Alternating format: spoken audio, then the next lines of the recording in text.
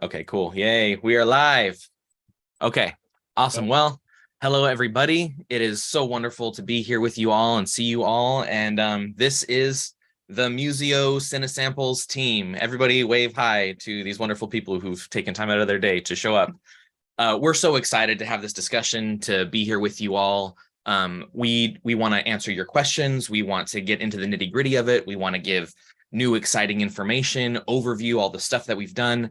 But before we get into all that, and we have lots of time to do that, I just want to kick it over to Mike Patty, our founder and CEO, so that he can give kind of a quick overview of what Musio is, sort of where it came from, and what we're doing right now, just in case there's any new people who aren't really sure about what the platform kind of entails. So Mike, take it away. Sure. Thanks, Shane. All right. Well, hi, everyone. My name is Mike. So I'm the founder of Cinesamples.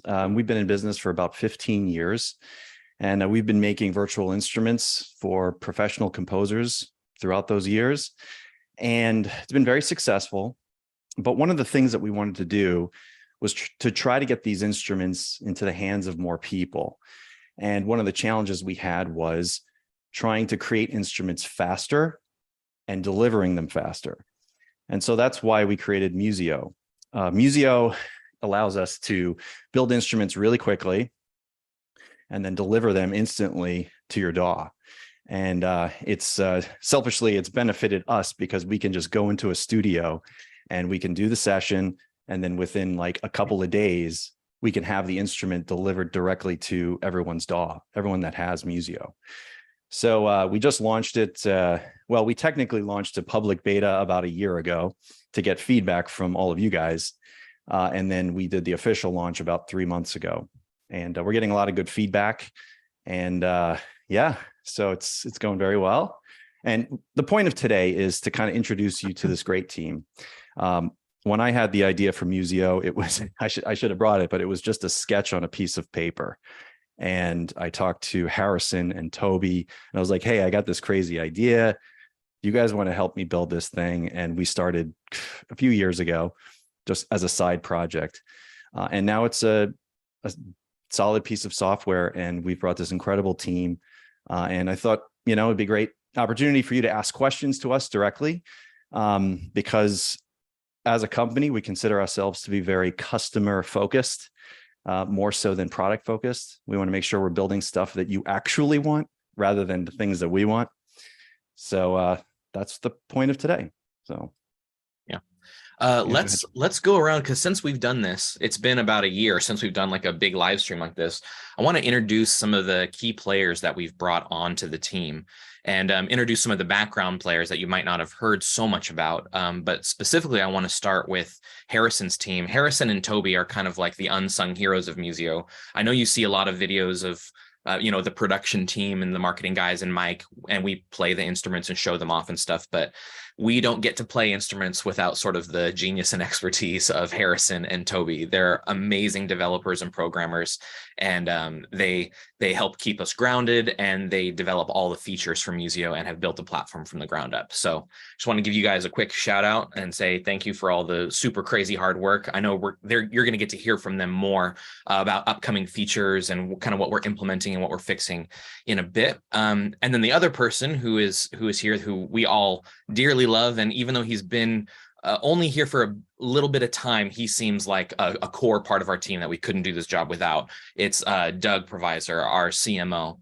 Doug, you want to give a wave? And he's incredible. I could go on and on about Doug, but his marketing expertise, his business acumen, and his experience in this industry, working with a ton of really amazing companies and bringing some really incredible products to the market, has been integral to our success so far, and just keeping our heads on straight and pointed in the right direction. So thank you, Doug. Do you want to give a little bit of a brief bio about yourself? I know that we're going to get into some techie stuff, but I'd love it if you could just introduce yourself. And yeah, really quickly.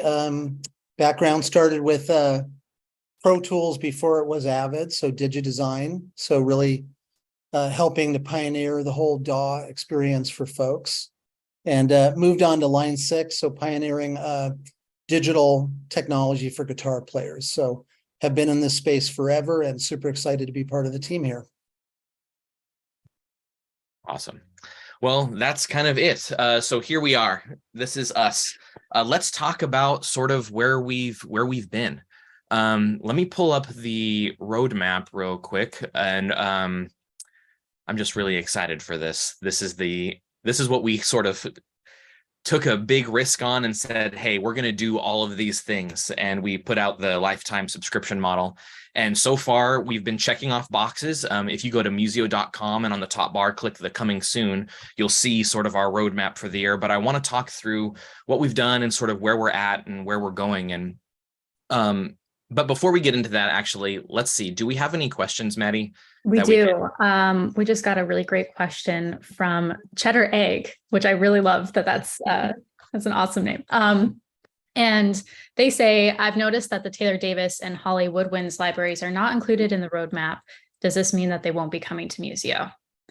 That's a great question. Let me answer that directly. Yeah. So Taylor Davis will be coming into Musio, absolutely. The delay on that is we just had to work out the details of her deal, basically her contract.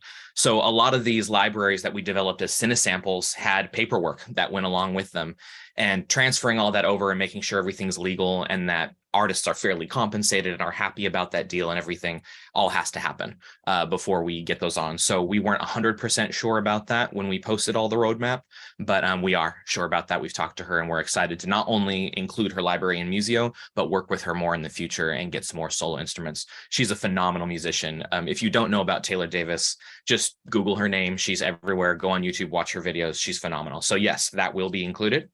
Holly Woodwinds is an interesting one. One of them a couple of them that weren't mentioned that I'll mention are the deep percussion beds libraries 1 and 2. And the reason they're not on the roadmap is because there's a feature set that's not included in Musio yet that will be coming in the future, but it's time-based effects. So being able to artificially speed up and slow down samples is really important for any library that requires that. So Cinestrings runs, Holly Woodwinds, deep percussion beds 1 and 2. The plan is to get them into Musio. We just don't want to put something out there and promise something that could mislead our user base. If we say, hey, we're going to put this out and everyone's like, oh, it's going to be exactly the same as the contact version and all the runs are going to be able to tempo sync and all that stuff. We just don't want to have someone give us money, based on the idea of that and be very disappointed. So we didn't include them in the roadmap, but our plan is absolutely 1, to include them and get all the sample content in, and 2, to develop features that will make them playable as you recognize them from the contact versions, for sure. You have another question that just came in from Mandala Man. Are the samples in Musio instrument libraries the same as the samples that are sold in the individual libraries outside of Musio through Contact? It's a great question. Let's kick this one to Santi and have him answer. Santiago is our lead Musio developer. He is the person that makes me look good at doing my job. He's the man behind the curtain. And he deals with all of our sample content from start to finish. So yeah, go ahead, Santi. Yeah, a lot of what makes it into Musio also makes it into Contact, and part of why sometimes our libraries are a little delayed or something is because we have to make absolutely sure that it's the same samples that make it into both platforms. And because of the different feature sets, sometimes that's a little more difficult, or you need extra scripting on one end. So yeah, to answer it short, it's the same set of samples that are on both platforms. And can you speak a little bit to the legacy libraries as well? Because I've noticed some comments and even some feedback we've gotten where people say like, oh, hey, X library, in Cinebrass Pro doesn't sound the same in Contact as it does in Musio. Is that because the wave samples are different? Quick answer. No, it's not because of the samples. Yeah, it's because of features and finessing that is different in both platforms. And for a lot of these legacy libraries, we don't have a workflow. So we've had to come up with an alternate workflow that allows us to get a lot of the values that we already put into Contact and apply them into Musio directly without having to do the work twice. So we can have parity between both platforms. Exactly. That means that you should see the same sort of tuning and the same sort of amplitude and all of this different kind of stuff across. One of the things that I was just thinking about late last night as I was reading some of those comments was, I think we have some IRs specifically that we've used in Cinesamples for a long time, preloaded into our contact libraries, and that reverb is actually turned on by default to kind of make it more robust. So when people just load up Contact and load up Musio and do an A/B, there's actually a different reverb in Musio than there is to Contact. We're improving our reverb in Musio, and we've got a bunch of really awesome new algorithms that Ed helped develop and build, and those are going to be implemented soon, but they're not going to be identical. So one is not better or worse, one's not higher or lower quality, but they are different platforms. So I hope that answers the question, but yeah. We've got a great question from Maestro Harmony. Will you add features that are from the Contact libraries like adaptive legato, double, triple tonguing, scripts for Cinewinds and Cinebrass? That's a great question. What was the last part of that question? Double, triple tonguing scripts for Cinewinds / Cinebrass. I don't know about double, triple tonguing scripts. We'll have to talk about that internally, but we've all been kind of aching for more legato controls for sure. So that's on the roadmap. We're very aware of that need, and we feel it ourselves. One thing I will say about this team is there isn't a single one of us on here that doesn't make music. And we all kind of get high on our own supply. We use Musio, we use our Contact instruments. This is part of our lives. So if you're feeling a pain point, rest assured we're feeling that pain point as well. And we've got some plans to mitigate that. But legato specifically, we're probably not going to add as complicated in some cases. You know, our Contact instruments are here and there with what kind of features they have for legato, but we are going to add speed controls and adaptive controls and all that stuff in the future for sure. About the scripts, let me answer this kind of in a general sense. A lot of different libraries are very unique, and they require different approaches, different scripting. Right now, we've been trying to keep Musio as simple as possible, but as we get into more of the complex situations and features of libraries, we are looking at developing more custom scripts for those so that they can play back as close as possible. We're just going to weigh them on a one-to-one basis and say, is this really worth it? You know, profit loss kind of a thing. Is it like, if people are really asking for a feature, we'll do it. If it's kind of a feature that was just there because we thought it was fun, but doesn't really help the instrument, we're not going to do it. So be vocal. Ask us, submit feedback, say you want those things. It definitely weighs into the conversation. We all pay attention to your feedback. We have a channel in our business communication app, and it constantly pops up and pings us when you guys talk to us. So yeah, please keep that up. It's worth mentioning. Oh, sorry, Maddie. Oh, go ahead. But I think it's worth mentioning that actually, Musio, we have our own custom scripting language, right? That's based in Lua that we haven't actually taken full advantage of yet. Everything in Musio is pretty much just native, all the round robins, all of the legato for efficiency purposes. But there's this whole language that we could be leveraging pretty soon. I'm sure Harrison could speak to that real briefly. Yeah, let me jump in real quick. Yeah, we've got a full Lua scripting stack that when we were developing it, we were really looking at what are the needs and features of Contact scripting or KSP. Toby is between the three devs here. He's our KSP expert, so we were kind of leaning on him to pull a lot of ideas there.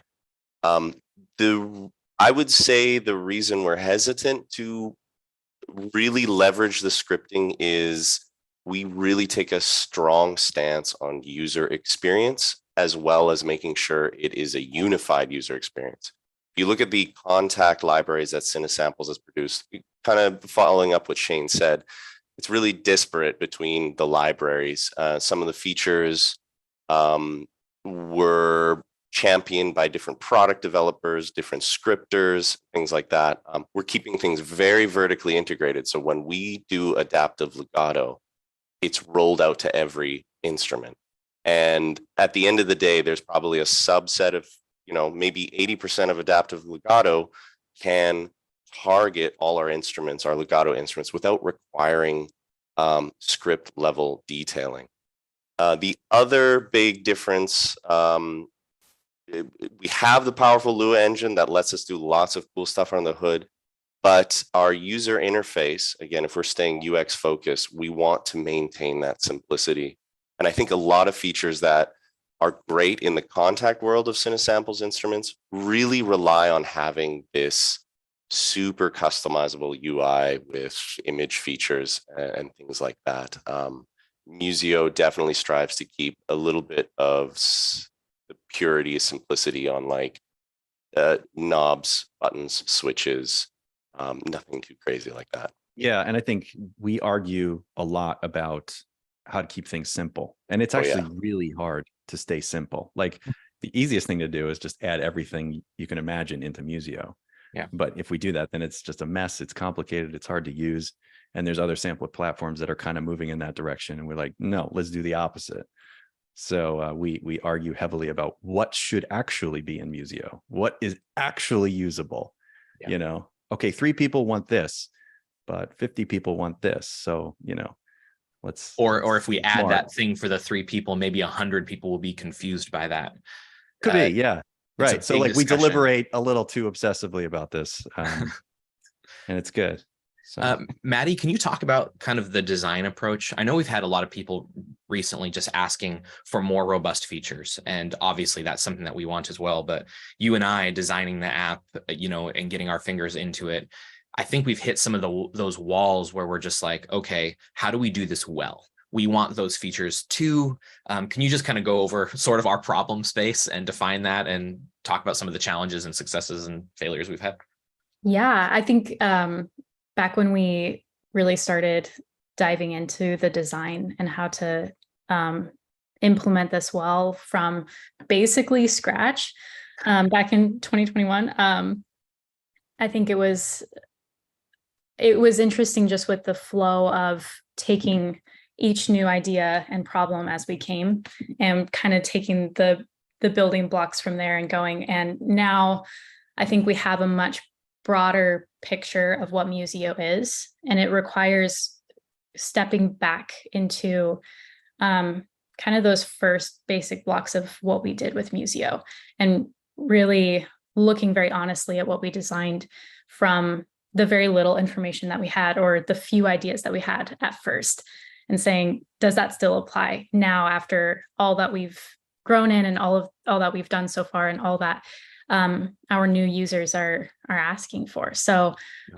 it's a really fun and interesting challenge to be faced with. And I think right now we're just trying to figure out how to implement as many, like you guys said, keep it simple and usable with a really healthy flow, but also implement more and more things where it becomes usable to a wider range of users. So I don't know if that answers the question. I think so. Yeah. The only thing I'd add is that when we get inundated with feature requests, we tend to get really excited internally about them. And the whole team kind of, you know, we pick sides and we fight each other and we say, well, this is more important or that's less important or whatever. But really the challenge comes down to how do we add all of these things in an elegant way that doesn't destroy the simplicity, the ease of use, and the straightforward approach that Musio, I think, for me, has really been its key feature. I've written more music in the last year and a half of my life than any year and a half before, because Musio is so simple. And I'm a person who gets option paralysis. I'm a knob tweaker and a button pusher. I think a lot of our team we think that way. We're techies. It's been a very difficult challenge, but a really encouraging and exciting one to say, okay, what do I actually need to make music? And the way that it streamlines our workflow and helps us create music is really been an amazing thing. So it's valuable to us. We're going to maintain that simplicity. We're going to maintain that very, very basic, very, very bare kind of a look. But we're also going to elegantly add some of these features that are truly key to, you know, any producer's workflow. Yeah, and it's worth mentioning the obvious, which is that in Musio, there's actually a feedback button, and the team reads every single thing that's submitted. Yeah. So within Musio, like on the top right, you can just click submit feedback. And then there's actually per instrument, you could submit feedback per instrument if you notice something or you have a specific thing that you'd like to see within that instrument. So everything is read and then prioritized on our end. All right, let's prove it. Oh, go ahead. Yeah. Oh, just while we're on the topic of design and features in the app, we have a question from Akwashi Music. He says, will there be a download all button for each library available? Okay, let me reorganize here. I'm going to get to that question in just a second, but I want to kick this over to Steve. Let's prove that we actually listen to your feedback. Steve, without looking at your computer, off the top of your head, if you want to close your eyes, you can. What are like the 3 to 5 top pieces of feedback that we have heard and we are going to deal with about instruments or about features or whatever? Like, I know he can do this. It's so easy. Well, the first one's a download all button. So yeah, nice timing on that one. Yep. Download all per collection. Mic positions and additional features. Key switching, articulation switching. What about instrument bugs?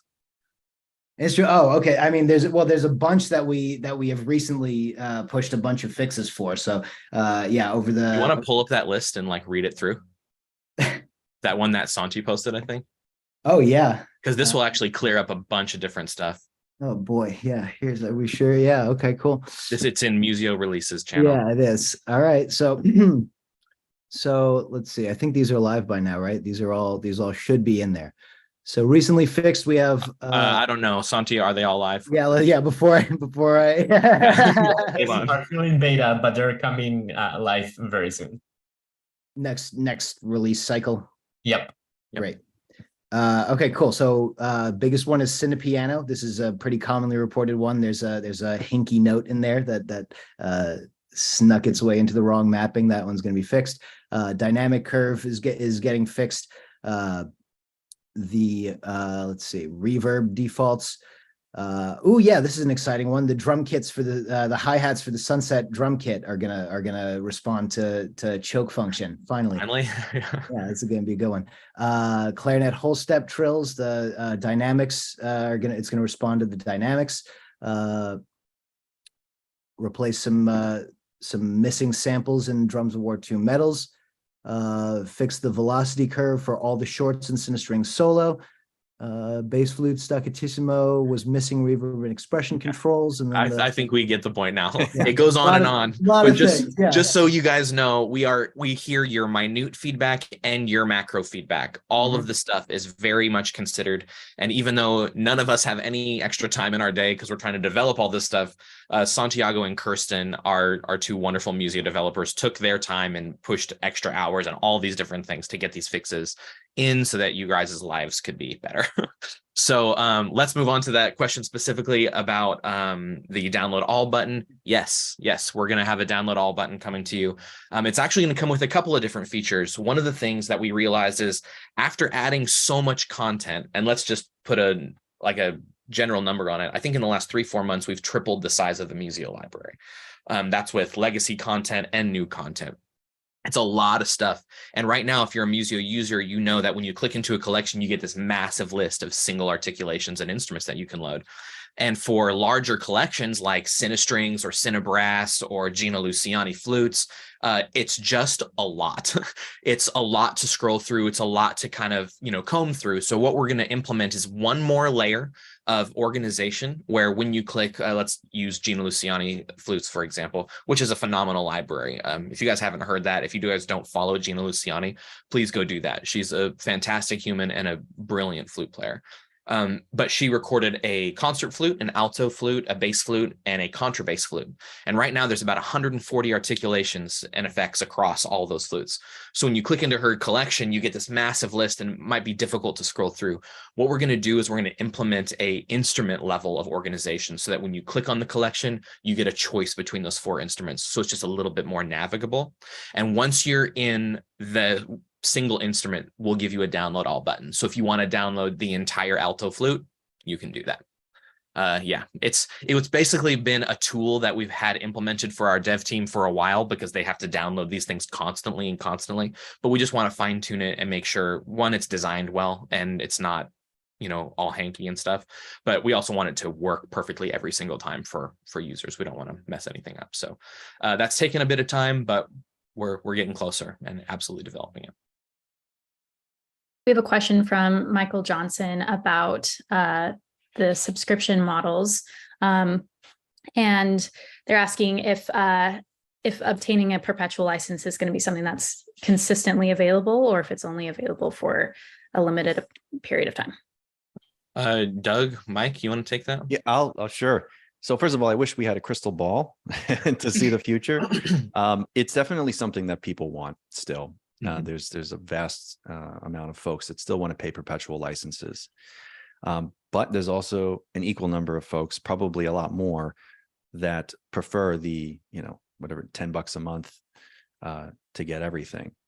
So for now, we are providing that. In terms of it being, so when we did it, was it 3 months ago now? We did this lifetime offer for a really low price, and it was kind of just sort of like the people that participated in that were kind of like early investors, early adopters. It was to kind of help us out, to help us commit to this roadmap that we developed. And we're on track for that. So yeah, I guess to answer your question, we are, at least for this year, for sure, going to continue offering these 3 things: the perpetual, the annual, and the monthly, just to make it so everyone has options. I think we get into trouble if we say, no, it's only going to be this way or that way. People yell at us. So, and also, frankly, when we do this, when you launch a product, you don't know what the price is until you put it out there, and then you adjust based on feedback. We pretend to, like, we have all these meetings and we discuss what we think is going to be the right thing, but it's not until you actually put it out there that you discover, oh, we got that wrong or we got that right. So. Yeah. And I'd also like to say that, that's a constant ongoing discussion. Some of the price decreases that we just recently lowered the price of Musio.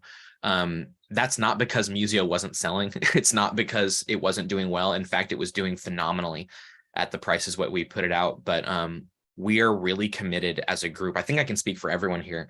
We're students and we're producers as well, and we're committed to access for this community.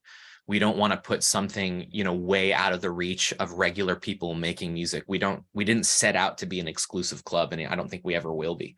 We have people all across the socioeconomic spectrum in this company. We have people from all walks of life and different stages of life, new married people and newly graduated people and all those different things. And we all have different amounts of money to spend on gear. And we all are gearheads. You'll notice in the back of our of our cameras, studio equipment of some kind, and we just wanted access for everybody. When we think about the Musio customer, it's not just the people who are recording in these massive studios and working on these famous projects.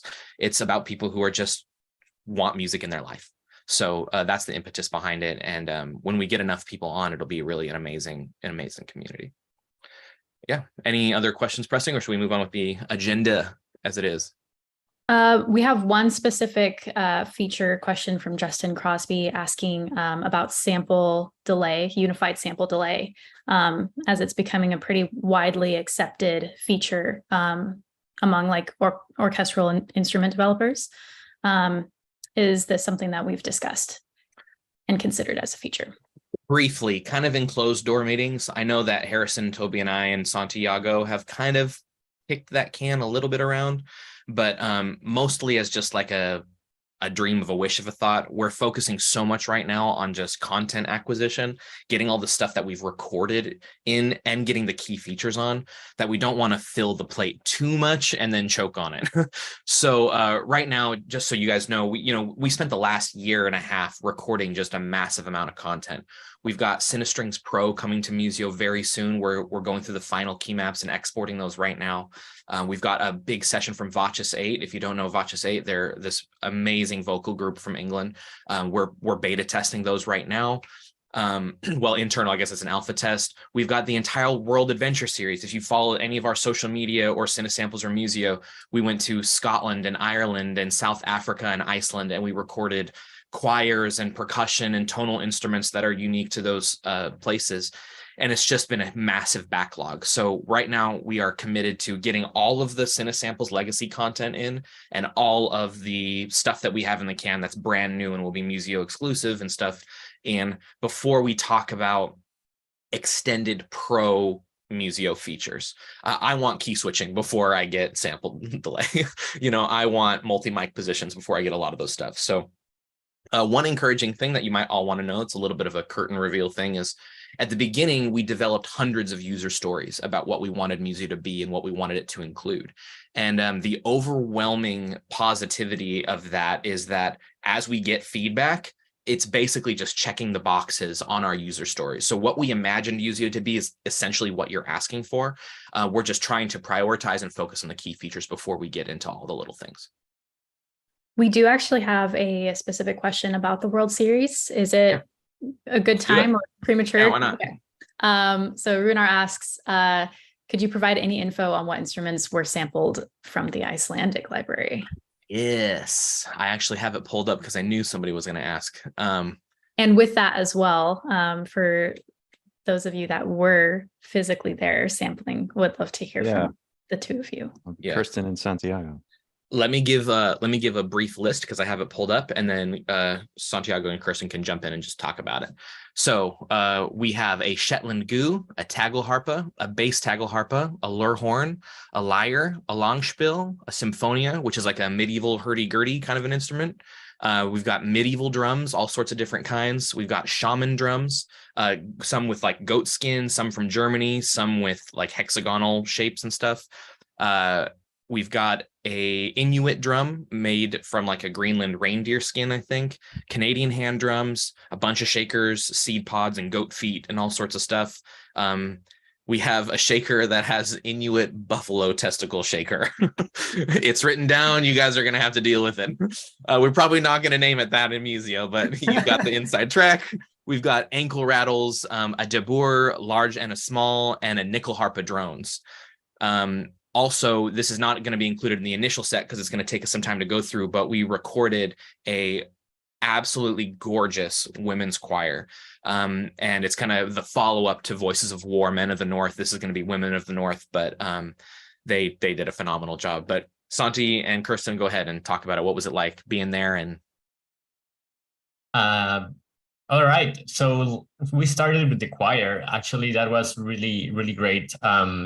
We recorded at Sirland Studios in Iceland, in Reykjavik, where is where Björk has done a lot of her job, and I nerded out about that massively and took pictures of everything Björk related and was asking Björk questions to everyone. But regardless, the choir went amazing. We recorded an all-women choir and then a solo soprano on the first day, and then the next couple of days we recorded all the traditional Icelandic strings, Nordic strings that Shane mentioned. And we got some fantastic percussion. We prioritized it, trying to get a lot of timbres instead of multiple articulations. So different types of beaters, different types of drums. And yeah, Kirsten, anything you want to add? Yeah, I feel like listening to that list of instruments, I had forgotten that we'd recorded so many different things. Like it felt like a complete whirlwind, because we were there, like they were quite long days to try and pack as many things in. And like we worked with these musicians and they just came with bundles of instruments and they were like, oh, I have this. And then we talked about where they got this instrument. And we heard about all the stories of all the different things that they had and how they got to where they were. And I can't remember if we included some of that content on social media yet or not, but we have a lot of interviews with all the musicians from all of these different countries that will eventually release. And yeah, hopefully it should give a good background to how you would use these instruments. And that was something that we definitely kept in mind as well. We wanted to record each instrument in a way where you would actually play it like this, rather than, oh, we could make it do this or we could make it do that. It's like, no, what does this do? This is what we're going to record. I definitely learned a lot while we were recording. It was if I may add, to speak to that, that you were just saying, Kirsten, I think it was really great to go to these sessions expecting something for a lot of these instruments, and then getting there and realizing that the instrument cannot play a certain way, or that the resonance is different, like something that didn't work. And we were very quick to change all of our plans and recording sheets to accommodate for what the instrument actually did. And I think that's, as we're going through the editing, the noising, mixing, and all of that, I think we're hearing very good results from that.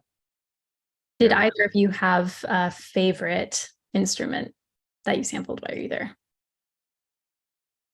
For me, I loved working with the choir. Like I was doing the conducting, and as a singer myself, like the tone that they had is so pure, and they were saying things in Icelandic, and it just sounds amazing. So very excited.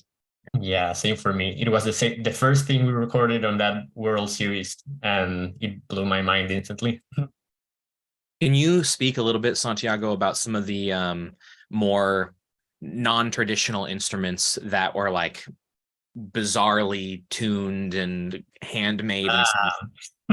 So a lot of the strings, a lot of the replanning happened with the strings, because I particularly went like from my experience with recording orchestral strings, so they stay in tune very well, and they're classically trained musicians, so they hear piano or forte or whatever, and they know exactly what to do.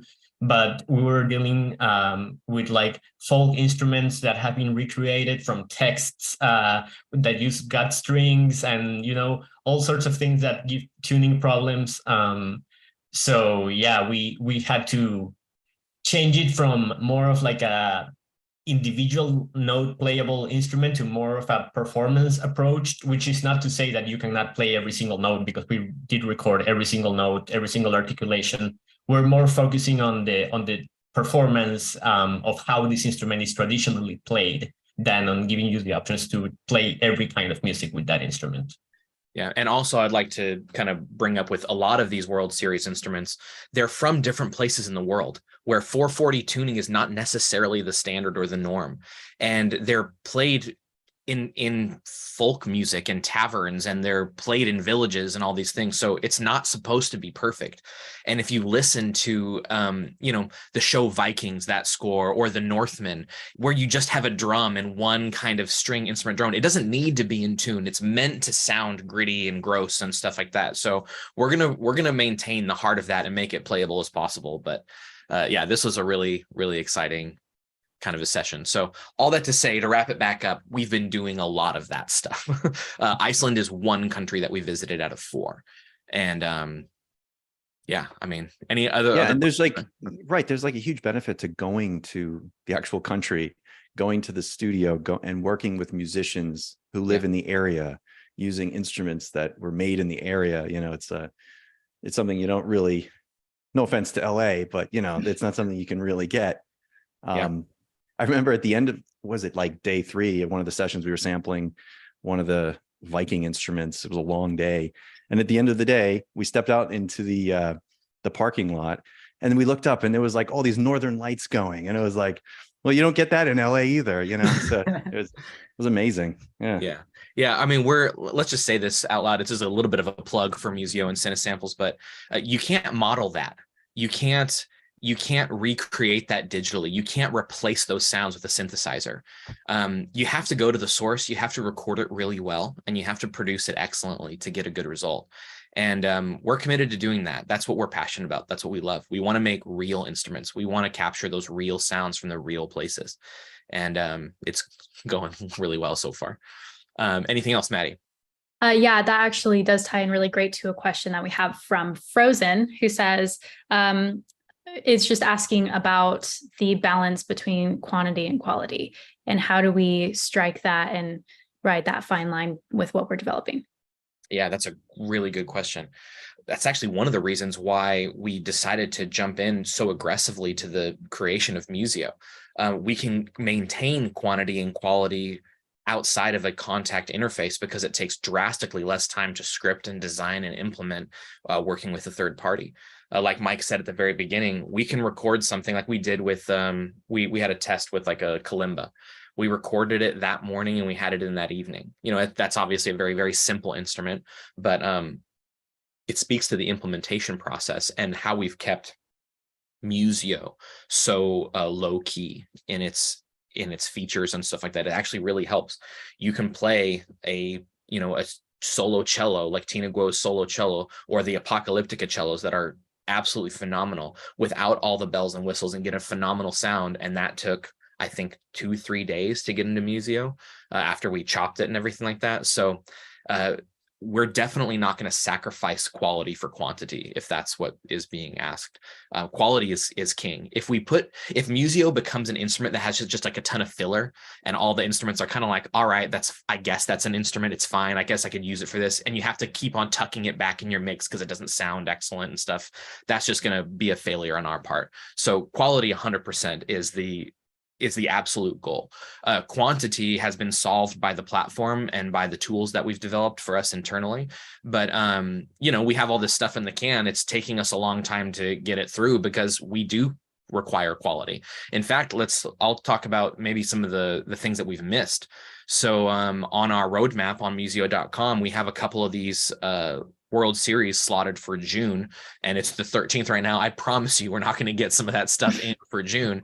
And the reason is, and I'll kick this one over to Amanda to talk about, but it's because we've been hung up on Vachis 8. These singers, I'm going to say this out front, these singers are some of the best singers in the world, and that's not hyperbole. They are absolutely phenomenal, but it just takes a long time to produce vocals. Amanda, you want to talk about some of those challenges and how you asked me for like an extra month so we could get it all right? Yeah, so basically Vachis 8, we've been working on since January. So it's been about 6 months from starting to chop to now, which is half of them are finally exported. But yeah, when you're working with a vocal library, it's totally different than obviously something like Cinestrings, right? They have the notes that, they have the fingering positions that they need to transition to for legatos. It's just different. They know exactly where the note is, whereas with vocals, it's way trickier. So we had to go back in, and I had to do a couple passes on the tuning and the finalizing for this library specifically. And it's just a little bit more tricky, and everything I think was a little bit new territory for us in terms of figuring out how to solve solve some of these, and mapping some stuff that may have been missed by the singers in the session.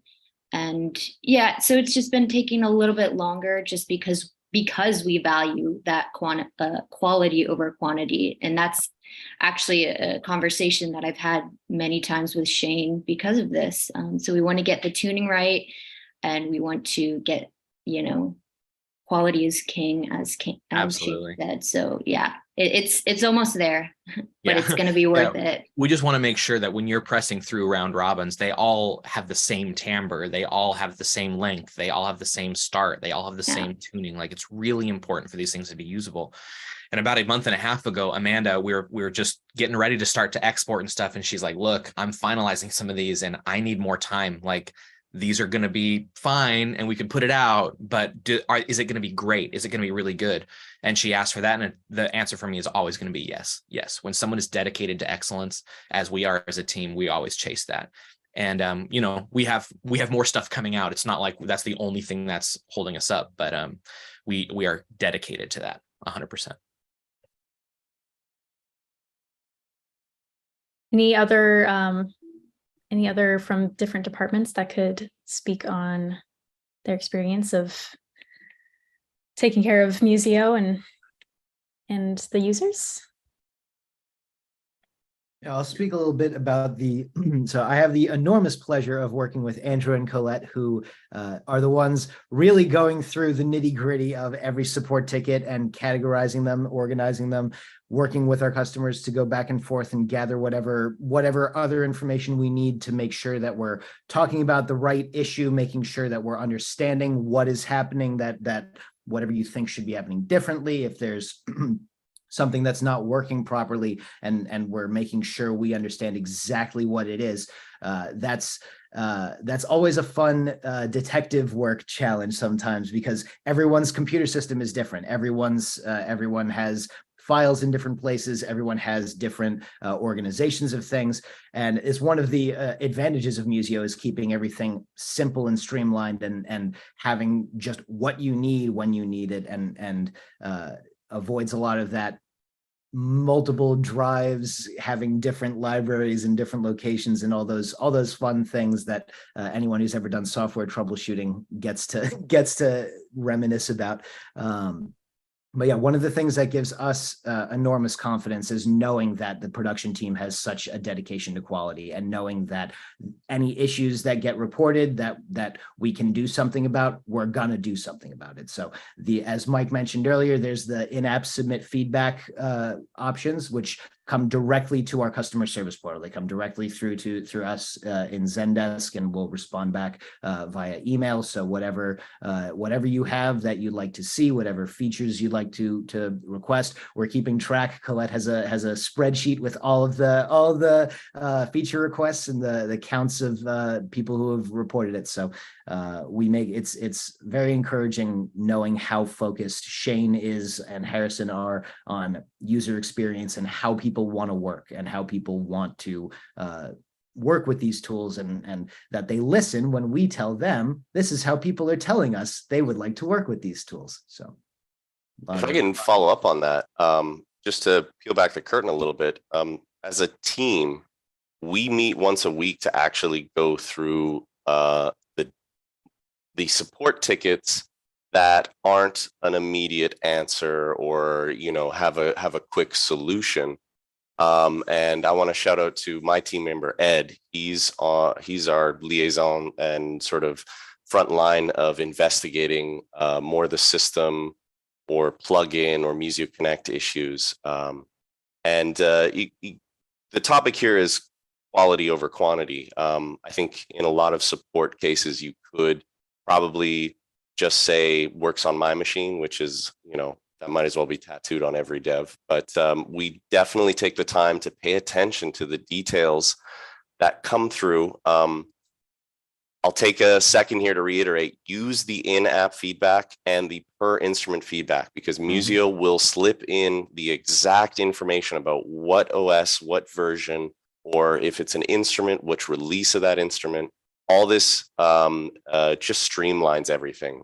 If we, for instance, let's talk about instrument quality. If we get an issue with Cinepiano, the issue of the day, when that ticket comes through and you submit it through the per instrument feedback, we know exactly which version was the problem. Especially as we roll out updates, there will be multiple versions, so it'll be critical to be like, oh yeah, this new version that we released, oh, maybe there's still a bug we didn't catch, or maybe a user is actually submitting a ticket on the old version. We can immediately turn that around and say, hey, try updating to version 1.1. That should be a fix there.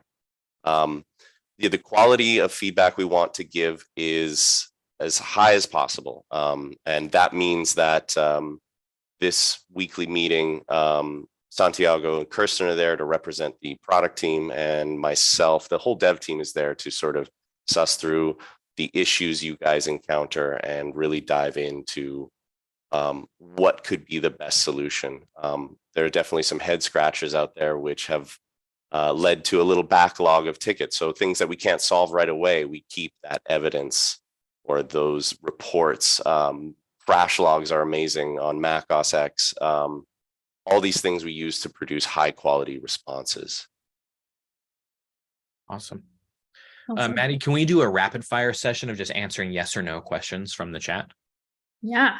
Let's do that, because I know there's a bunch of little minutia and stuff here, but I think we have a question that could be answered yes or no regarding, it's a future question regarding any plans to open the platform to third parties. Oh gosh, that's a big discussion. I don't know if that can be answered. Yes or no. It's not a yes or no. We've volleyballed that and spiked it at each other back and forth for a long time. There's a lot of minutia there. I don't think now is the time to get into it. It would be really cool if we could find the right kind of vibe, but mostly we want to work with artists and producers right now to develop instruments. But it's complicated. Let's just say that's our Facebook status. It's complicated. I mean, I'll say, yeah, there's currently no plans, right? I think because it allows us to have control over the quality of the stuff we're doing. I think also selfishly, we like to be in the studio and do it all ourselves. And because we can do it so quickly, I don't think we need to rely on other third parties. There's also like technical challenges that have to port other instruments from other developers over into Musio. And, I think porting Cinesample stuff is hard enough. So we're going to get that done. And then, also, none of our titles say accountant next to it. And we don't like to deal with all the monetary financial minutia of that. It actually gets really complicated really fast. So, yeah. We've got lots of great questions. I know I couldn't get to every one of you guys' questions, but they're really not yes or no's. Well, hit me with, so I see a couple here. Like, is there plans to add AMP envelope controls, ADSR, cutoff, mod envelopes, LFOs? Yes, they're already in there in many cases. Check out Vision Synths. Check out any of our new synth content for sure. Here's one from Maestro Harmony. Will you continue adding to the studio guitars / studio bass? Yeah, absolutely. These are all going to go in at some point. I got a Les Paul, I've got a Telecaster, I've got a couple of different acoustics, mandolin. I've got a Strat on that wall and a semi-hollow on this wall. I've recorded 2 of them already, so yes. And Santiago's got some more instruments as well. We're both guitar players, and we're definitely very, very excited about adding to that. Studio basses as well. I've got a bass guitar that I'm building in my garage and painting. In the next couple of months, I'll be putting that into Musio. So yeah, we've got big plans for that. In addition, and there's things we can sample ourselves. And then there's like, oh, if we need a string orchestra at 20th Century Fox, well, we'll do that. Right. Yeah. Or if one of us is really good at the harmonica, we'll just sample it in our living room. Like we'll do whatever it takes to get the instrument done in a high quality way. Yeah. In addition to industry brass, will there be any other industry series like strings, winds, etc.? I mean, that's the dream. That's the goal. We definitely want to tackle those big stages. My dream scenario for Musio is that it has 2 significant studios in it. I think that puts it heads and tails above a lot of competitors and a lot of other offerings out there. So if we had the Sony, Cine series, and we had the industry Fox series, that would be phenomenal. So we have designs for that, but right now we're just more focused on what we have already recorded in the can. To that end, though, industry brass from Fox is going into beta and live in the next couple of weeks. Yeah. Will there be a legato type feature for those guitars? Yeah, actually, let's talk about guitars for like 30 seconds. Santiago and I had a really awesome meeting a couple of weeks ago because we're guitar players, and it's really hard to like why would I ever want to play guitar on a keyboard? It doesn't make any sense to me. And I also think guitar is kind of easy, in comparison to like a flute or a violin or a cello where there's no frets, and you should be terrified if you're a player of that instrument. So I'm like, wow, how do we really approach this in a usable way? What does a producer sitting in the producer's chair want of a guitar player? So we have this idea on a new layout for the guitar on how to chunk up the guitar in sections that make sense to producers who don't play guitar. As a producer who doesn't play guitar, I think the questions you're going to be asking of a guitar player is like, hey, play something kind of higher on the strings and kind of up on the neck. Like, give me something brighter, give me something darker, give me something in the middle, just really basic stuff. And we have a plan to not only do legato, but absolutely, yes, that's going to be a part of it, but to make sure that the guitar is actually expressed the way that a guitar is expressed, and not like a cheap Casio version of a guitar, which I think a lot of guitar instruments sort of are today. It's either that or you don't have the control and they're just performances that you trigger. So as guitar players, we're very excited to implement some of that stuff, and we've already done some tests and they've gone really well. So yeah, look out for that content coming. We've got a handle. Any new info for mic position / key switch updates? Let's talk about, let's pivot into features. Harrison. Well, first of all, I'm going to give Harrison an out here. We're not promising dates on this. Developed dates we have internal dates and we have internal goals that we're working very hard to hit, but we don't want to piss anyone off and we don't want to give anyone false hope. We know that they're very integral to your workflow. So we're not going to give hardline dates like that, but we are working on it. But Harrison, why don't you give us the deets? Cool. Yeah. Hey, everyone. So the musio.com roadmap kind of covers trying to remember in the order. First thing, we calling it internally our instrument panel. Right now, Musio users are used to a little drop-down control in the rack. And we want to make that a more premier look. Instead of a little drop-down rack with a bunch of sliders, we want a large graphic with macro knobs, if applicable, individual effects as chosen by the production team, what they feel is right, including bypass switches so you can turn off an effect and save a little performance on your CPU. We are in full production on that. There's kind of every feature has 2 critical stages. Dev team, my team has to build the feature. and then we'll ship it to the production team, and then they will go through and update the instruments to take advantage of those features. As much as we have that vertically aligned approach about, hey, if we produce a feature, it's for all instruments, it doesn't necessarily mean all instruments automatically opt into it. We definitely want to make sure that the streamline approach to an instrument says like, hey, let's not paralyze a user with an excessive amount of controls unless it's appropriate for the instrument. So instrument panel is our first task here. Articulation key switching, just to, again, to talk a little bit about what happens behind the curtain. Start of this year, we had an offsite meeting where we all met in person and had some amazing discussions. And I remember we just like broke off into a little group, and all of a sudden more and more people start coming in, and we had like a full whiteboard of designs and full Pepe Silva vibes about what, what would key switching, where does this fit in? And it immediately became evident that like this is actually going to be a critical feature, and maybe it wasn't on our radar this year. It's now one of our, it's the most requested, I would say the loudest issue. And it really does make a lot of sense for, I would say every competitor sample library there has some form of key switching in one way or another. You want me to show it? Yeah, why don't we showcase this? If you want to bring it up, I'll just talk really briefly. I want to re-emphasize that we are UX focused here. Everything, we're all sample users, we're all composers. At some point, I know maybe like 5 to 7 years ago, I used to nerd out about getting the mic positions and every articulation laid out and fully integrated into my DAW. So we've all seen that. But when you take the UX really seriously and try to get something that's unified, that covers a whole company's range of instruments, it's a very fascinating challenge. And we'll go back to that arguing when Shane and Maddie meet with Toby and myself about this kind of design, looking in Figma, laying out what it's going to look like. It's probably 2 or 3 meetings, at least an hour each, saying, this looks good. No, you can't do that. I don't know how we'll implement it. What about this idea? I'm going to need every hover state, please. Can you build out a matrix? It's detailed. Yeah. And Toby is an integral part of that as well. He is our reality checker, which is great. But let's look at this, and I'm going to answer some of these questions that have come up about this. So for planned key switching, would you be able to, this is from Daniel, for planned key switching, would you be able to load a single instrument mapped to a single channel, or you still need separate articulation spread across multiple MIDI channels? This is a single instrument loaded on a single channel. It's important. So we're going to actually design and develop these.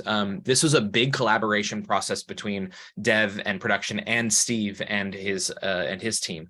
We all talked about what you guys would want and what we would want. And basically what we're going to do is we're going to have like multiple key switch patches that are essentially key switch presets as you would see them in our contact library versions. So we'll have light sketch key switch patches. We'll have full key switch patches. The thing about it is we don't want somebody who just wants to load a couple of things to sketch really quickly to have to download absolutely everything in a whole instrument if they don't want to, and sort of be inundated with all this content and hard drive space stuff. So this is a example of a industry brass 6 horns key switch patch, and I'm going to zoom really far in here because I don't know if it's going to be showing up well, but we sort of reimagined what a key switching layout would look like and what sort of frustrations that we have and stuff. And in this new instrument section on the right side, we've given a little bit more space graphically to kind of display these things. And what we want to do is we want to develop these just with like a white glove kind of an approach. So this would be a full key switches, and you'll see little tags here and all sorts of information that lets you know what you're playing and where it's mapped and all these kinds of things. And if it's too big, because there's a ton of articulations in an instrument, we're going to add pagination here like you see to make sure that you can just see everything and it's very clear, it's very straightforward. When you download that key switch patch, it will download all the articulations included in that key switch patch. So if you just want to sketch and you have like sustains and shorts, done, like we got you. But that's going to be curated on a one by one basis per instrument. So yes, it's coming, it's designed. We're very, very excited about this, and it's a feature that we are going to love, and it will not require multiple channels.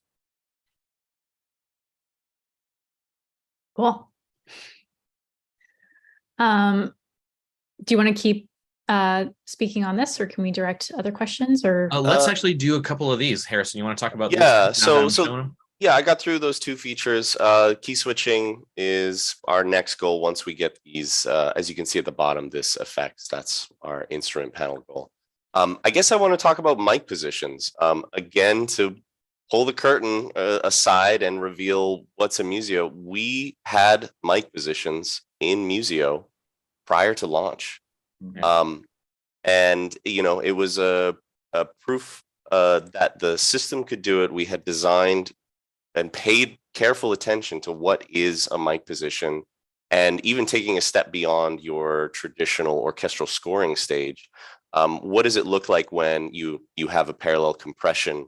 You know, those aren't mic positions, but it is a blend of two, you know, phase aligned things, if we want to just think of it very generically technically. So we stripped it back and thought about, these are multiple channels playing together. How do you want to work with that?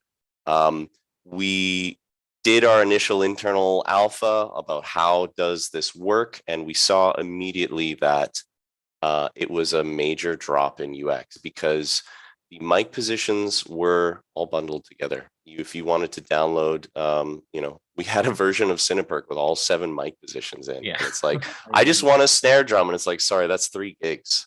Yeah. And it just absolutely ground Musio to a halt. So we made some hard startup decisions and said, we're going to stick to our well-mixed main mic position. And the challenge with mic positions going forward, when we tackle this feature in the very soon future, is how does downloading and the general user experience of mic positions, we want to make sure Musio stays nimble when you want to download a new instrument, but then if you're ready to you know, put together a massive template, because you've got the horsepower, you've got the disk space, and you have the need for a really custom mix, whether you want to bring that dry or wide, depending on genre of film score or whatever you're working on.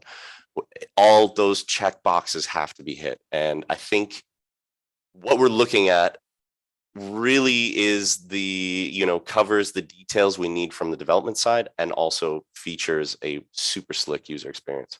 I'll pass it to Shane to talk about it. Yeah, so let's just highlight a couple of key features. When when we implement this, when you load in a new instrument, it's still going to load in just the full mix, and you're going to have these buttons where you can either download or activate the extra mixes. So from a performance side, Musio will still be very streamlined and very quick. We're not going to throw more content at you than you decide. So that's going to be really nice. Also, just to take a look at the production side of it, Santiago is including in all of his ports. Well, I should take one step back. Amanda and I are chopping all mic positions across all of our sessions. So we are dealing with 10 channel and 12 channel and 6 channel instruments all the time, and they are being produced. So there's no extra work on the back end. And when we port them in, Santiago is actually porting in all of these things. So there's no like mountain to climb once we get this feature in. It's a little bit more of a flick of a switch, and we'll have a bunch of this stuff implemented. So we're doing a lot of work in the background on this, even though it's not the main focus before key switching and stuff. So we're working on it. This is the design. I think it gives pretty much everything you need. And yeah, that's that.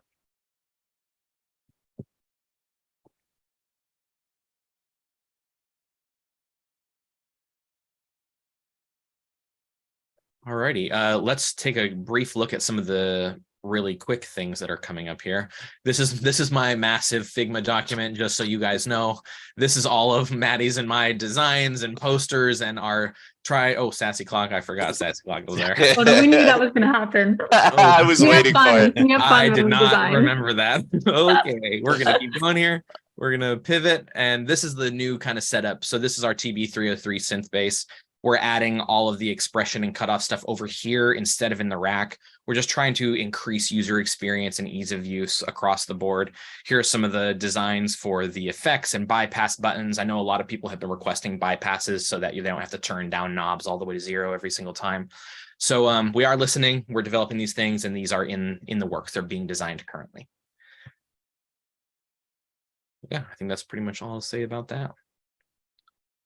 Anything else here, or should I stop sharing? I think I was going to say, we touched briefly on that in the catalog. We wanted the instrument grouping below a collection, especially with Gina Luciani flutes. And I think there's a demo really close here. Yeah, right here. Okay, so this is, we talked about this, but this is essentially what it's going to look like. Previously, you would click a collection and you just see a big long list of individual, and you'd scroll city at that point. It's not a great experience. At this point, you'll be able to click into a collection. And in this case, you'll see all these, and then you'll get the alto flute. And hey, for everyone waiting, there's your download all button. Ta-da. And the crowd went wild silently on YouTube. We're going to have a download all button. It's going to make all of our lives a lot easier and a little bit more organized. As you can see, you can just see the alto flute. And as we get key switching patches in there, you'll see them added on the top. So yeah, we have some new Sassy Clock fans already. Oh, yay. Time-stamped forever on YouTube history. Gonna have to sneak that into the UI somewhere now. Yeah, right. We'll have a little Easter egg in there somewhere with Sassy Clock. Cool. All right, let's move on to another agenda item, unless we have other questions. Yeah, we've still got some really great questions coming in. I know I'm not able to get to all of them, but let's see what else is being asked. We have a question from Nathan asking if it's possible to run multiple MIDI tracks into Musio to play different sequences on different instruments, then route those out to different mixer tracks. Only with a flux capacitor installed. No, I think yes. Yeah, is that just, are you asking about multi-output, like just having different instruments in a rack on different MIDI channels and different output channels coming through? Yeah, that's multi-output support. That's a default feature that you can turn on in Musio Connect in settings. You can turn on auto increment MIDI channel and auto increment output bus. That will make each new instrument that you load in the rack add MIDI channel 2, MIDI channel 3, MIDI, and output 3 and 4, output, et cetera, et cetera. You can turn those on and off at will, and depending if you're setting up. We've talked a lot about key switching, and Mike did a video recently showing about articulation switching in the DAW and how that is an opportunity for those of you using a DAW like Logic, Cubase, DP, Studio One has their sound variations. A lot of DAWs have ways of setting up articulation switching by MIDI channel, which allows you to have one instance of Musio. For example, I have my Giga template in Logic that is mostly for when I need to download everything in the collection on a new computer. It's got every instrument in Musio loaded in it, but I have I think it's 536 tracks at this point. And so I've got one track for violins, one longs with all of the legato and sustain and tremolo, etc. Violins, one shorts, all of the different short types. And then I have an articulation map in Logic that is assigning different MIDI channel performance to each note. And then as you play or record notes in, you can go into the piano roll and assign them to play back those articulations. So Mike did a great video recently showing how that works in Digital Performer. So check that out on YouTube. But as far as routing goes, yes. Yes. Cool. Yes. Sorry. Yeah. To answer the question that was asked, yes. Yeah. Your Mechagodzilla template is very cool. Any plans to bring Musio to iPad, even if it's years from now? Oh, that would be fun. Yeah. I mean, we're definitely not going to say no to iOS. I mean, that's obviously a massive hill to climb in a totally different industry. But we want Musio on every single device. And I think the streamlined capacity of Musio makes it really, really nice for that application. If you just want to play a little something, I mean, we had those iPad bands years ago that got famous. They needed Musio at the time to have stuff like this, single articulation shorts of bells and whistles and all sorts of things. So yeah, I mean, the sky's the limit. As the catalog continues to expand, is there going to be a feature to be able to download the whole catalog with different drives instead of just one location? Toby, you want to answer this one? It's certainly something we're aware of, and we know that it's going to be needed, especially as the library gets bigger. It's not on our short-term roadmap, just because we've decided that the other features we've already looked at are more important, but we know that we won't be able to put that one off for too long, because like I said, eventually the library is going to be so big that it's going to be necessary. I don't remember, someone did ask in the chat what the total size of, a while back, someone asked what the total size of his library now. Obviously that's now and things change, but it's not absolutely huge, so you should be able to get away with it in a single drive for now. But yeah, we know we need to do that at some point soon. But I don't know if you happen to have that number. Just to answer that. Steve might have that number, but keep in mind that eyeing it right now. Hang on. Once we flip the switch, well, first of all, we're adding so much new content so fast, this number is going to be outdated in about a week. But once we flip the switch for multi-mic positions, that number is going to get blown out of the water. It's going to exponentially rise. So right now weighing it in just under 200 gigs, 197.6. Yeah. So manageable. Yeah. But once we, quadruple the size of the library with the extra mixes and stuff, it's going to be necessary to. So it's less than the size of one flagship 7-mic string library. It's about twice the size of the Cinepert contact library. Yeah. Yeah. Nice. If I may just take a second. So one thing I wanted to address, it's not really pressing, but some people have asked about when they're upgrading versions of a particular instrument, let's say the Cinepiano 1.0 versus 1.1. Downloading those two instruments does not mean that there are duplicates of those samples. If any of our Musio users here have explored their sample directory, they'll see, a gibberish of hexadecimal characters. And the idea there is we are trying to use a content-based hash that says, hey, when we upload version 1.1 of Cinepiano, it will look through the samples and say, okay, well, I'll make a unique hash for each of the samples. And what will happen is only the unique samples that were new in that 1.1 will be added to your sample directory. Anything else, there may be additional duplicate downloads, but they will be discarded immediately. Our goal is to keep that usage very low. It was actually one of the first things we noticed with some contact instruments that we saw from third parties, even internally going through legacy. If you try to do a Musio to contact drive comparison, I'll tell you right away, the contact versions have duplicates of samples that maybe had a slight rename, but it never had that content analysis to say like, yo, these three samples are the same. Let's mush it down into an ID and associate it that way. One of the perks of the sort of streamlined validation and uploading method of Musio is the content team never has to stress about, wait, do I need to clean up vestigial samples? The system will go through, squash those duplicates, and anything that's not referenced, even if it's in your sample directory that you were building against, it's not referenced in the instrument, it does not get uploaded.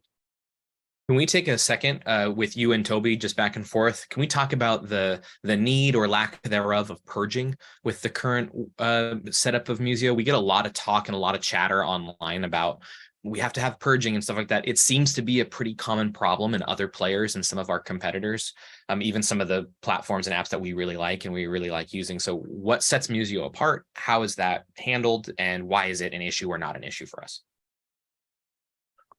I guess I'll dive into that. I mean, in my composing career, I always used a 2-computer rig. So I had like a wealth of RAM at my disposal. And I get the need. I understand where purging comes from in the history of, let's say, Contact. I think Contact's the main plugin we talk about when we say memory purging. And I think it comes out of the need of building these Giga Godzilla templates, especially if you're using all articulations loaded, all mic positions, right? You're firing all cannons, and it turns out it's expensive to have every cannon loaded at all times. From our experience on our own platform, Musio, and loading the Giga templates we have for testing purposes, I have an M1 MacBook, and it seems to just fly through a Giga template. In terms of memory footprint, for those who want to tweak, check out the Musio Connect settings. You can adjust your preload sample size. I think it's fixed to quantities of 8 kilobytes. And if you want to, if you're confident you've got a fast SSD or an NVMe and like your disk streaming is not an issue, definitely feel free to lower that preload size and see what you can get away with for reducing your memory footprint. Our goal is really optimize the heck out of Musio rather than throw in I'll say it kind of feels like a stopgap to have purging, but honestly, also give us feedback if we need more information and data points to say where purging lands in your workflow. I think we hear a lot about we want purging, but take some time, submit in-app feedback, and really sell it. Yeah. Anything to add, Toby? No, not really.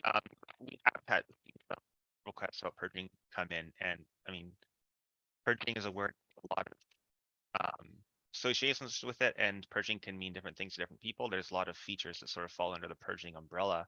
For example, being able to load an instrument and not have any sample data loaded until you play a key, for example, which is something that usually is done on a leaner machine just to save resources. We've tried to address resource issues in other ways, so we've decided that kind of feature isn't super necessary, but you can tell us if you feel otherwise, and if enough people say that they do, then we'll think about it again. But right now, that kind of control isn't really on the roadmap. Yeah, if I may jump right on the back end of that, your DAW is actually probably doing this already for you. I know in a lot of our testing of DAWs, usually we have to account for the fact I mostly work in Logic, and I do a lot of my first, it's the first DAW I test when I'm making new builds of Musio. Logic, if you don't have any MIDI in the track, it's essentially unloaded, non-existent.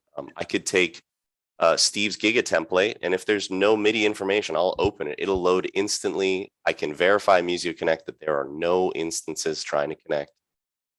So definitely take a second look at what your DAW can provide, and then just work with it. At the end of the day, the DAW itself is trying to accommodate your memory and processing footprint alongside us as the plugin developer. For what it's worth, when I look at Musio's reported memory footprint in my Giga template with all instruments loaded, 4.4 gigabytes. That's what it says it takes. It's exceptionally low and awesome. Okay. This is wonderful. I don't think we have any pressing questions, Maddie. If not, I can go into talking about new content and stuff that's coming up, exciting, what the future holds. Yeah, if any of you had any questions or feature requests that weren't touched on, please submit them to us. We read everything. We want to hear your questions, concerns, and hopes and desires. So keep doing that, please. Thank you. We have that meeting after this. The meeting let's look at some of the coming soon stuff, just to give you a brief look at the roadmap. We've got Cinewinds, Monster Low-Winds going in, Cinebrass Sonore from the legacy Cinesamples libraries. We've got from the new set of content coming up, slotted for June, but like we explained, we're just trying to dial it in and get it right. So these are going to be a little bit late. We've got a lot of stuff coming in early though, from the later months, like in August, and July. So don't worry about that. We're still going to be pushing out brand new content every couple of weeks. But we've got Vocis 8 coming up, very, very close to being done with that. Cinestrings Pro, which is really an amazing collection. Africa and Iceland are both slotted for the first sets of World Series content. And let me pause there just really quick so I can read you the massive list of instruments that we got in South Africa. We got a Michingo pipe flute, in Uhadi, in Mbira, Kalimba, a Nyunga, a bunch of different shakers, probably like 6 or 7 shakers, a water bucket where we filled a water. There's like this instrument that this group of people made, this really amazing band that we hired to record a bunch of these traditional instruments, but they created it by filling a bucket with some water and then having like a plastic rod in the middle that they would then vibrate to make these really weird water sounds. Grass shakers, a bunch of mallet instruments. We've got 4 different marimbas. We've got alto, tenor, bass, and I think maybe just three marimbas, alto, tenor, and bass marimbas. We've got African drums, Zulu bass drums. We've got amandindas, kayombas, a couple of djembes. We recorded a talking drum, which is going to be a really, really interesting challenge to cut and produce, but we got a lot of different articulations with the talking drum, ankle shakers, and different sizes of kudu horns, which is a kind of type of an antelope. Bass drums, African harps, and we recorded 2 choirs. We recorded a bass and tenor choir, an alto soprano choir, and then a full choir with them all together. And let me tell you, this is different than any other choir library that I am aware of. It's a traditional South African choir. And instead of doing the legato approach with these beautiful sort of like Western styles, we did all these different vowel sounds and consonant sounds to really bring to life the African traditional style. And we consulted with some really amazing composers before we went out and did this, and we spoke to them personally and got through a lot of content to make sure that we were really nailing the vibe. So that's very, very exciting. We've got soundscapes coming up, and I'll talk a little bit about soundscapes. Soundscapes is a very, very script heavy instrument. It deals with granular synthesis inside of Contact and has all sorts of bizarre stuff going on. It's kind of an unsung hero, in my opinion, of the Cinesamples library. I love this instrument. It's really, really wonderful. And if you want the full control, go buy the Contact version. Full control with granular synthesis. I'm not going to say never, but we have 0 plans to adding a granular synthesizer to Musio. And it really does have some cool benefits. But what we've done is we've hired Kaz Rodriguez, who's a phenomenal drummer for Josh Groban and all these other different Shaka Khan and all these people. And he's a brilliant composer in his own right. And he basically took soundscapes and he reproduced all of the presets from that library. And he is currently developing like 20 new presets that we're going to get all into Musio. So that's going to be a really exciting set of content. And then I know people have been asking like what more keys and pianos are coming into Musio. We have a Wurlitzer coming up. We've got a Cine, which is being cut and produced right now. We've got a Cine harpsichord coming in very, very soon. And we have a upright piano that we recorded at Sonic Fuel in LA. And then last from the Legacy series for this month that we have slotted as Voices of War, Men of the North. And we're going to do our best to get that Iceland Women's Choir in as soon as possible, but it's a lot of work to get vocals in, and we want to make sure that we get it right. So that's kind of what's coming up in the near future. And if you want more information, you can go to musio.com and look at the coming soon. I think we've already touched on all the features. Anything else we want to highlight, Harrison, there? We good on feature updates? I think we're good for now. I'm sure we'll do another live stream, and I'm sure we'll have a new list then. Killer. Awesome. Then, yeah, I think then to wrap this up, I just want to talk about, and I'll have this like kind of open to the team. And this can be Colette and Andrew. I know we haven't really heard from you a lot. Thank you for being there and hearing our customers and everything like that. But I just want to open this up to the team. We talk a lot about what Musio could be and what it can be and what we want it to be and what we want it to include and all this stuff. And I've got my own ideas, and I know the production team and myself are constantly looking for new content to create and all this stuff. But let's just talk about the things that we're excited about, the things that we're passionate about, and anything that we want to see in Musio going forward. No promises, but this is kind of, I just want our customers and our users to get an idea of where our heads are at, what we're thinking, what gets us excited. And anyone can go. Feel free to just unmute yourself and jump in. I'll kick it off here. before working with Mike and Toby, I used to have a side hustle doing a lot of, there's a company I ran with a friend called Composer Tech. And I got a lot of experience seeing a lot of studios, be it a small home studio to some of the A-list film composers in LA. And it was really fascinating to actually look back at my experience on what are some of the common technical problems or just hardships of working with a sample library.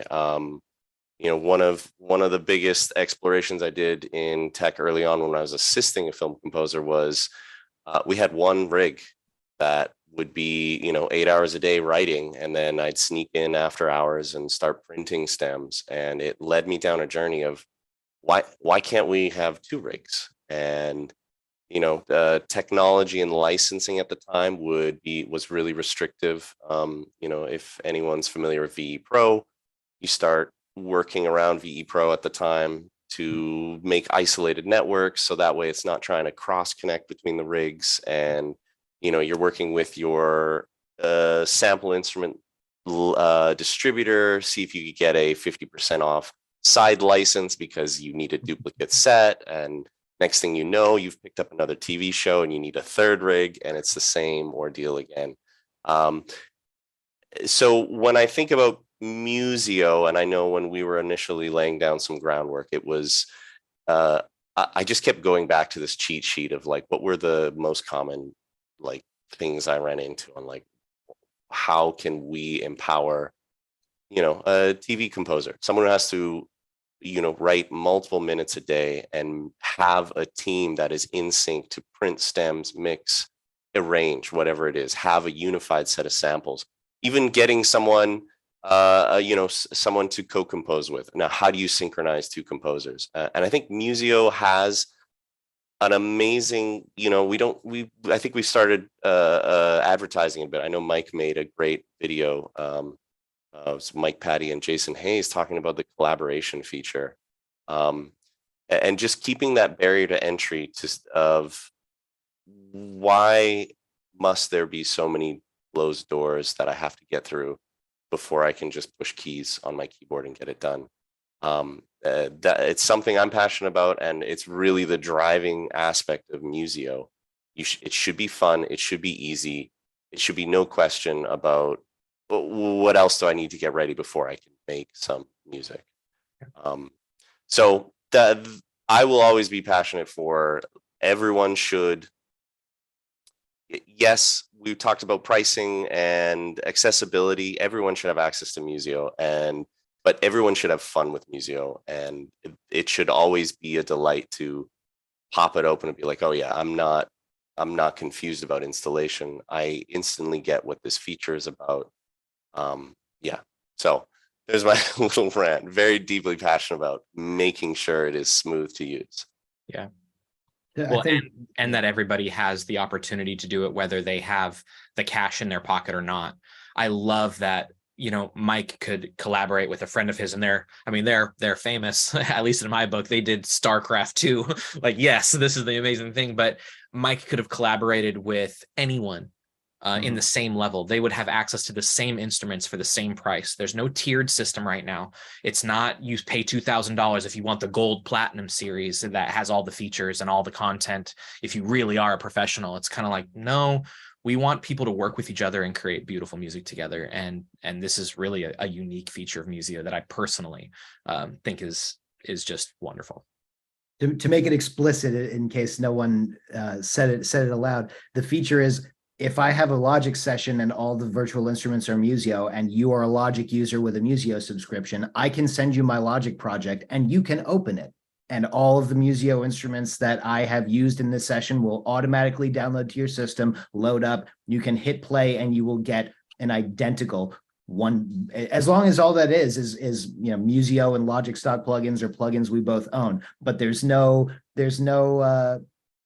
oh, do we have the same version of this installed, and is it in the same place, and do I have to relocate that samples, and oh, you don't have this plugin, oh, it drastically simplifies that and opens up a lot of opportunity for in other ways for students and teachers, for faculty who are creating projects for their students to do. Hey, write a piece using these instruments. Here's the project file. Turn it in a week with what you've done with it, and then you can open it up. So I'd love to hear from. Oh, sorry. No, go ahead. I'd love to hear from Amanda and Kirsten. Just you guys are content creators and really excellent composers and musicians in your own right. I'd love to see what you are imagining and dreaming for the future of what we could record and capture and design and create. You want to start, Amanda? They're both introverts. Yeah, sorry. You mean in terms of instruments? Sure, yeah, or anything. Libraries. Yeah. Well, I'm first really excited about Cinestrings Pro and our World Series specifically. And we didn't get to list off a couple of the Ireland and Scotland instruments. Oh, So you want to do that real quick? I'll mention a couple here. Yeah, go for it. I actually have a list. Yeah, so I was part of the Scotland and Ireland leg, and really cool. We got some really awesome instruments in Scotland. We got bagpipes, both solo and an ensemble. We got a pipe band drumline, which I'm super nerding out about because I'm a drumline person. And we got Scottish harp, really beautiful, and dulcitone. Yeah. And in Ireland, recorded at the famous Windmill Lane Studios, we got an accordion and Ilian pipes, which both of those are going to be interesting to chop up and map, but we're excited about that. New territory. New challenges, yeah. Yes, new challenges, going to be awesome. And the bodhrán drum and an Irish whistle.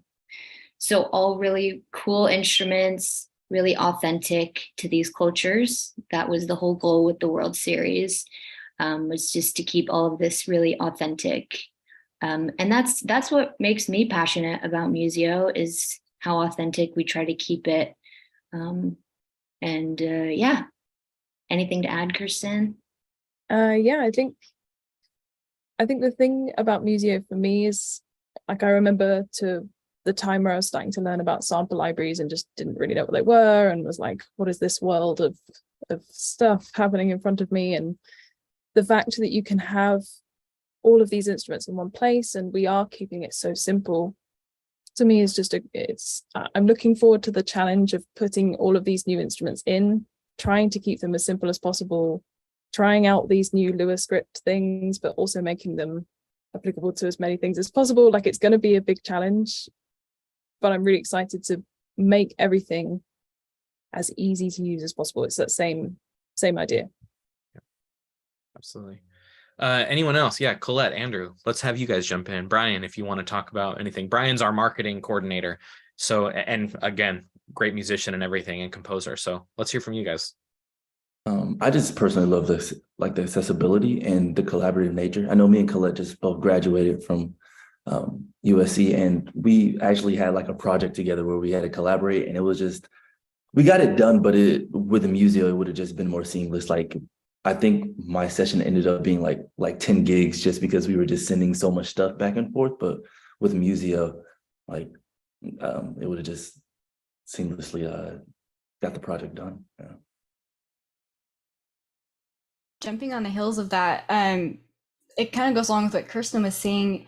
The most exciting thing to me about Musio is not only the collaborative aspect of it, but that you have all of these instruments right at your fingertips, and there's so much in there right now, and it's only going to get better. There's only going to be more stuff that's going to be coming, and just having that all in one place, being able to open up a session, like anything that my mind can think of, anything that I can imagine, it's possible to do. There's so many instruments, there's so many sounds to experiment with and have fun with, and I know I get a rush whenever I get to create a big session with so many sounds, and that's just one of the things I'm really excited for about Musio. And that's not just limited to what we are well, I guess what I'm trying to say is that we have lots of ideas for what we want to add into Musio, and we also want to hear all the ideas that are that all of you have. And so it's, we've already said this before, but please write into support and let us know what you're thinking, like what features would help you be a better composer, what instruments would help you in your projects. Like we want to hear that so that we can make that happen for you guys.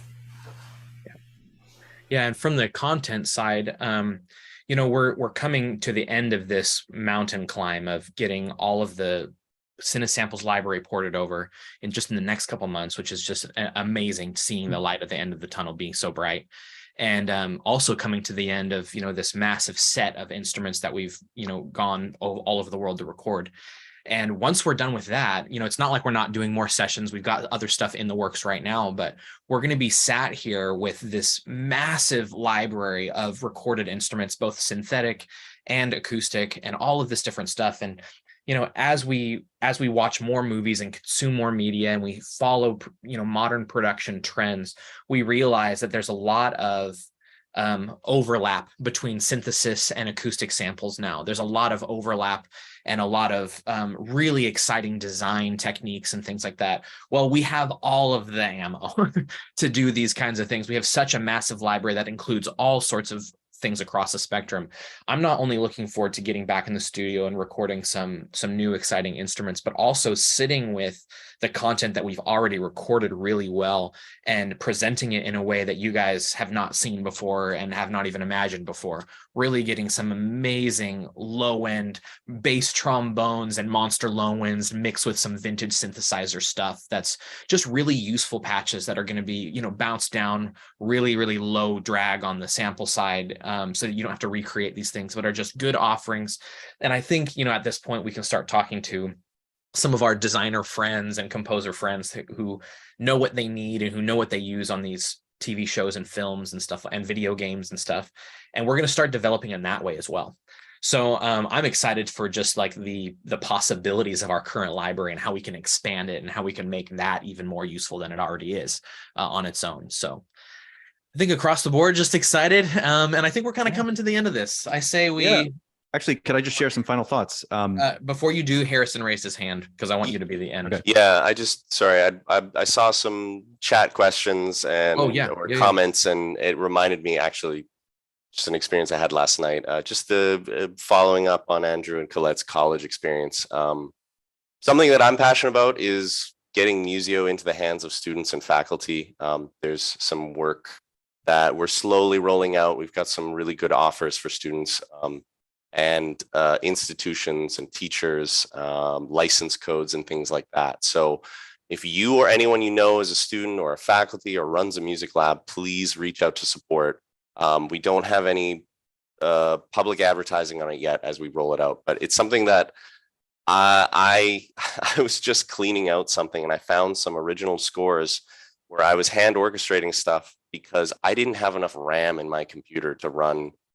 I think I had East West Platinum Orchestra. I had just gotten it. It's like, oh, if I had Musio, I could have ran it on my MacBook and gotten all the sounds I needed ready to go. So very passionate about empowering the next generation of composers. At one point, I was a fresh composer on the scene, and yeah, tech, it turned out it's like, yeah, you can write music, but can you run the tech was like the big dividing line in the class. Yeah. Cool. Yep. All right, take us home, Mike. Yeah, sure. So, you know, when you look at the website, Musio, we have the subtitle. It says the infinite instrument, which is kind of, it's aspirational. And the idea is that we will, if we accomplish our total vision, it's to sample every instrument on earth, right? And get it into Musio. That's if we had infinite budget and infinite money. And so the more people that sign up, that gives us the more chance to sample more instruments, get them into Musio. But that's the goal. You know, you should be able to load this thing up and just search for anything you could possibly imagine, and have it load up and be able to make music with it. And so I think we're heading in the right direction. It's an ambitious goal. These are the right people. I can't believe that this is the team that we get to work with. These are awesome folks. We've come a long way in everything that we've done. And yeah, but keep the questions coming. There's a lot we didn't answer here, so we'll have to. Yeah, they'll have to email us. We'll have to go back. We can also reply to some of these things directly. We'll take some time and go back and answer some questions for sure. I also think we should do this more often now that we're a lot more established and we've got a really smooth workflow going on our end. We can do this more frequently. So I know we said that last time, but this time we're better at keeping our promises. So we're gonna do it, even if it's on a smaller scale. You know, I don't want to bug, you know, devs and Doug and all these people with all this stuff, but maybe just smaller prod team and customer service team and stuff we can jump on this every once in a while and do a little short half hour blitz versions of it. All right. This was wonderful, guys. Thank you so much, everyone who logged on and watched and who likes Musio and who has questions. Please keep that info coming in, all the submitted questions. We love it. We really appreciate your time today, and we appreciate your subscription and all that stuff. We couldn't do this without you. We literally couldn't do this without you. So we're excited for the future. Hope you are too, and we will see you next time. Have a good one. Bye. Love you.